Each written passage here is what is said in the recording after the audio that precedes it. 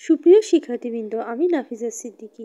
আজকে আমি আপনাদের সাথে ছোট ছোট বালুকণা বিন্দু বিন্দু জল গড়ে তোলে মহাদেশ সাগর অতল এই ভাব সম্প্রসারণটি আলোচনা করব। তো ক্লাসটি শুরুর পূর্বে নিয়মিত এই ধরনের ভিডিও নোটিফিকেশন সবার প্রথমে পেতে চ্যানেলটি সাবস্ক্রাইব করে পাশে থাকা বেল নোটিফিকেশনটি প্রেস করে দিন এবং ভিডিওটি ছোট ছোট বালুকণা বিন্দু বিন্দু জল গড়ে তোলে মহাদেশ সাগর অতল।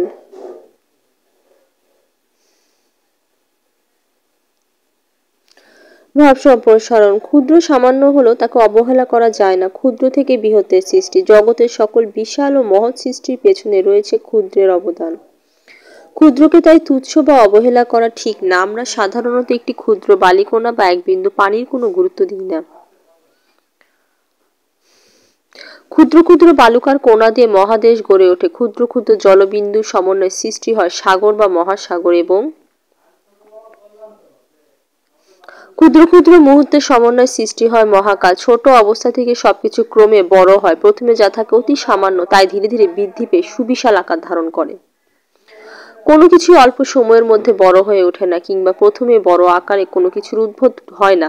ছোট জিনিস ক্রমে ক্রমে বড় হয় বলে ছোট জিনিসকে গুরুত্ব দিতে হয়। ইংরেজ বিজ্ঞানী চার্লস রবার্ট ডারউইন সৃষ্টিতত্ত্ব সম্পর্কে বলেছে, সরল ও ছোট প্রাণীগুলো থেকে জটিল ও বড় প্রাণীর উৎপত্তি ঘটেছে। অর্থাৎ আদি পৃথিবীর এককোষী অ্যামিবা থেকে ক্রমশ বহুকোষী হাজারো প্রাণীর উদ্ভব ঘটেছে। সুতরাং প্রতিটি ক্ষুদ্রে রয়েছে অপরিসীম তাৎপর্য।